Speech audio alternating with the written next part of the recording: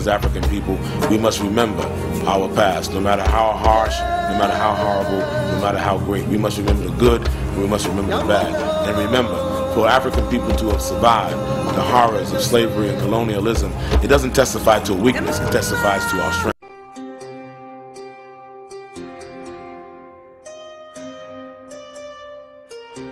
A common misconception among people is that any rule or regulation that governs them falls under one category: law. But there are many other forms of law that people abide by without realizing that they simply do not apply to them. Another misconception is that a nation's constitution gives us our rights. A constitution does nothing more than list the rights that we already have. We are born with inalienable rights, endowed to us by our Creator. They are not given to us, and they cannot be given away. The most a person can do with a right is choose whether to exercise it or not. Maritime admiralty law is what's known as the law of the water. It is superseded by civil law and only applies to those who willingly contract themselves into it. The definition of admiralty law is a body of private international law governing the relationships between private entities which operate vessels on the oceans. Let's look at how and why a form of law that is fashioned to govern corporations, businesses, and vessels has imposed its rule over natural human beings. This is all done through a form of word magic. A simple perversion of language has made it possible to convince people around the world that these alternative laws apply to them. One of the predominant beliefs in modern culture is that licenses, permits, registrations, and other forms of documentation are required to operate motor vehicles, use public roads, build structures and establishments, engage in free enterprise, and much more. Sadly, these beliefs are based on little to no investigation whatsoever, and are false. This belief structure is perpetuated by maritime admiralty law. This form of law was originally created to govern ships docking in foreign nations for the import or export of products and resources. It deals with banking and merchant affairs, not civil affairs. When a product is taken off of a ship and brought into a foreign land, that nation takes custody of the resource and accounts for it with a certificate. That certificate marks the birth date of that product in the custody of the respective nation. Think of why it is supposedly required to have a certificate of live birth in the first place. The Barron's Dictionary of Banking Terms defines a certificate as a paper establishing an ownership claim. So right there, we notice that everyone with a birth certificate is defined as being owned. People are used as collateral with other nations because the U.S. is bankrupt. The United States declared bankruptcy on March 9th of 1933. At this point, the U.S. began taking out loans from a private, non-government affiliated corporation called the Federal Reserve.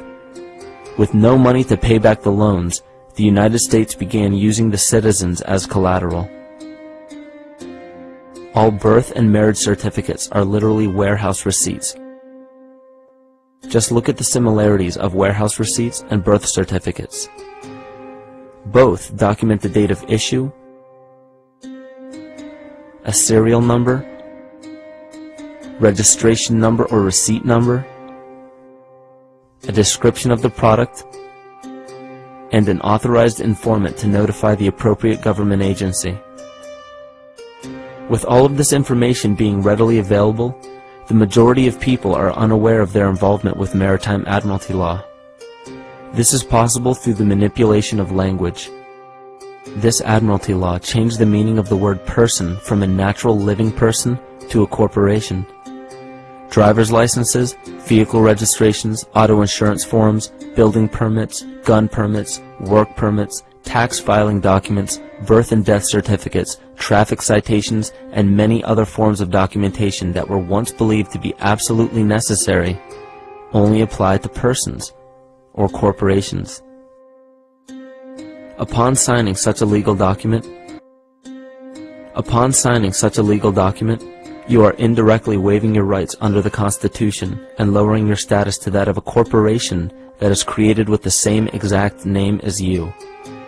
The only way to reconcile your true name from the name of the corporation is to take notice that the corporation has its name in all capital letters.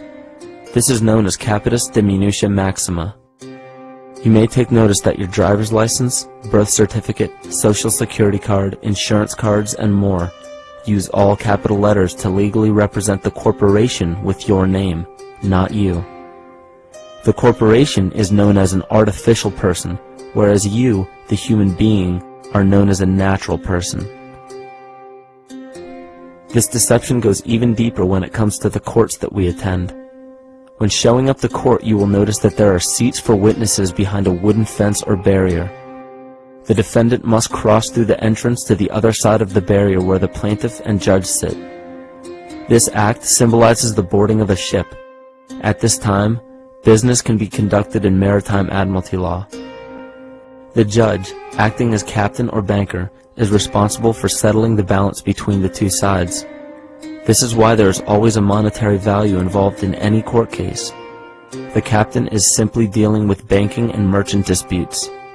Once the balance is paid, the case is closed. To turn the court case away from admiralty law where your rights are not protected, you must avoid agreeing to represent the artificial person. This is done by stating that you are the natural person. You don't have a first or last name because those imply corporate title. In a court case, you may state that the court takes judicial notice of your honor's oath of office. Every judge must take an oath of office to practice law, yet you must make it clear to the court and the jury that the judge is acting as judge and not banker. Remember that you are a natural human being of the earth. You are not governed by anything but your own consciousness. Laws are created within a society. The society that created the laws we see being enforced today is called the Law Society. Yet the most beautiful part of this entire deception is the fact that we are not part of the Law Society, so their laws do not apply to us. Judges, lawyers, and law enforcement officers, they're all part of a society. Within that society, they've created their own language that's deceptively similar to English. They have these little things called statutes, acts, and regulations that seem like laws, but they really only apply to those within their society. So that basically means all the traffic violations, minimum age requirements, and everything except for damage to another person or their property doesn't really apply to the natural person. Laws only apply to those within the Law Society. The game being played is an illusion. You can simply choose to open your eyes and reclaim the freedom that you were born with, bound by nothing but the limits of your imagination.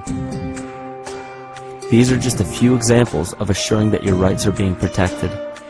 By far, the most important line of defense against this deception is to be aware of the perversion of language, and be absolutely aware of how you form your beliefs and concepts.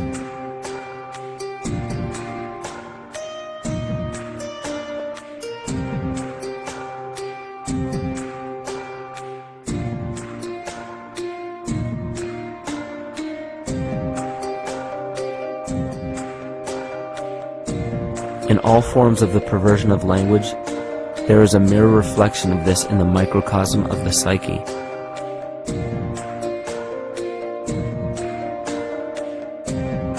And the problem I see with humanity today is we don't truly know ourselves anymore. We have the 9-to-5 job, we have the house, the children, the bills, the television, the hobbies, and the errands that we run every single day, and we eventually begin to believe that this is who we are.